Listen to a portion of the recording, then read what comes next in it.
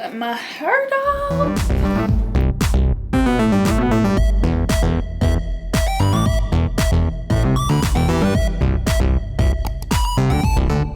haven't been on here in forever. It is time. I miss you guys. I'm not posting. This is about, I have been off social media for about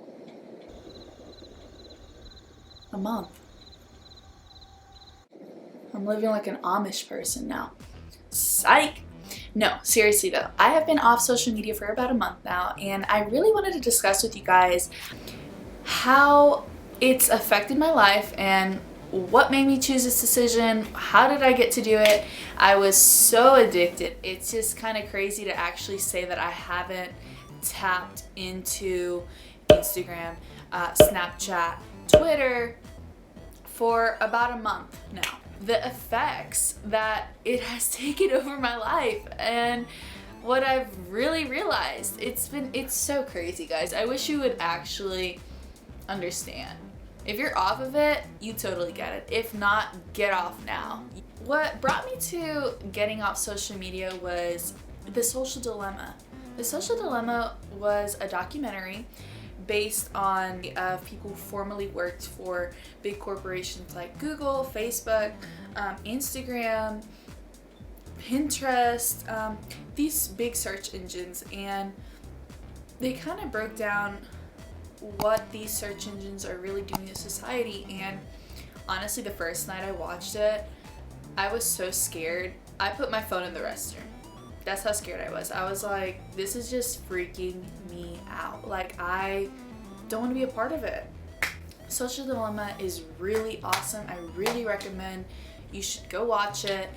It's on Netflix. It's free. Go right now. Watch it after this video and really get a grip of what's going on in your life and how you're feeling. After watching The Social Dilemma, one of the main points that it stated was not like how they retrieve your information, it's what are they doing with this information and for the future. We're lab rats, and I'm sorry, I'm not trying to be mind control. No, thank you, honey, because I want a grip over my life and I'm just not gonna be over here handing it out.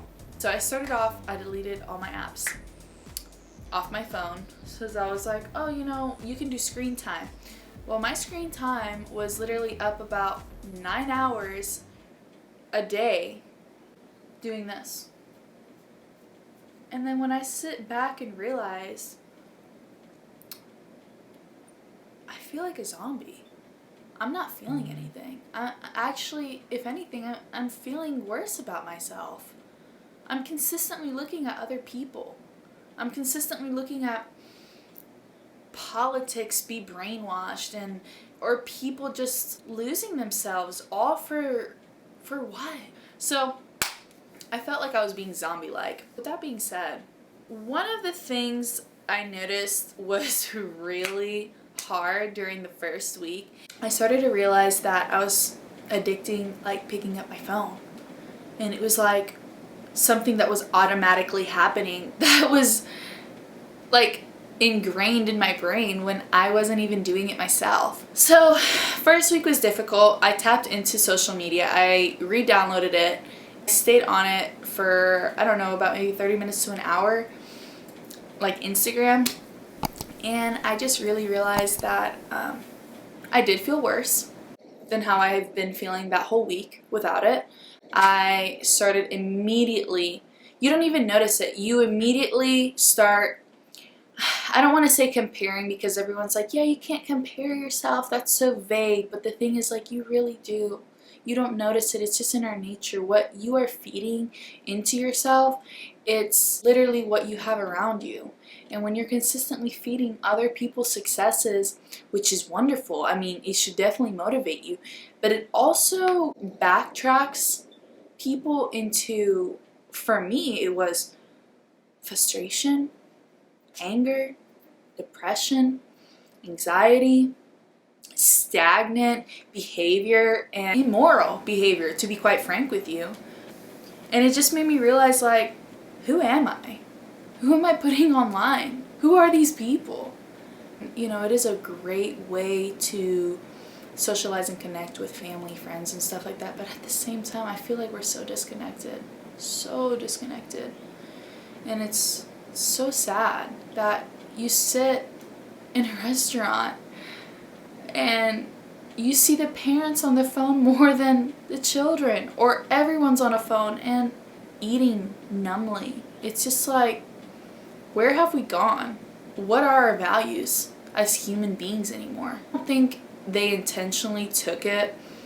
These $1 billion dollar search engine corporations, I truly don't think their intention was to take it this far, but it has gone to the point where they don't want your eyes to leave the screen. They are literally fighting your sleep and how much time they can suck you into this portal. How much of your life can you give to your phone? How much of your life? It was really frightening. So being off of it for a month now, it's really had a huge perspective change for me, as in who I am and who I want to be out here, and just what do I believe in. I think it's given me less anxiety because I'm not out here truly comparing my future to other people's successes in their timeline. And I'm not comparing the body I was blessed with, the body that nurtures me, to something so superficial online, or comparing, when is that going to stop? You are uniquely made. You are uniquely brought up into this world, and it's tearing people apart. Envy, jealousy, and it just makes you feel so hollow. I was starting to realize I was getting in a really dark place of isolation. Especially with COVID, I was like, oh my gosh, I have nothing to do. I was realizing that I was trying to do more stuff for people to give me that than making myself feel whole. I was really bringing my morals lower and lower. It's like, how low can I go to just get a like or a validation? I even had this attitude where I'm like, I'm this bad, I'm tough, I'm this, I'm that, and it's just like a front. And recently, after hitting a month, I decided to tap in, and I couldn't even stay on for 5 minutes on all of them. I really realized that, one, I just didn't like feeding myself that. It wasn't doing me any well. 2, I started visualizing people in a really negative way. I'm like, they're just not understanding. Like, people are so self-absorbed. That's one of the biggest things I actually noticed with myself as well. I was being less self-absorbed. I took less selfies. I was worried less about taking pictures unless it was something cute like my dog. I wasn't concerned about when's the next, Anita. No. I was working more inward. I was studying more. I was doing better. I started doing better in classes in my school. I started picking up another language. I started honestly eating healthier because I was listening to my body. I was being more cautious of what I was doing to myself. And I think it's so important that you take a break and really figure out who you really are behind that persona online, behind what other people see you as. Go through the road of self-discovery.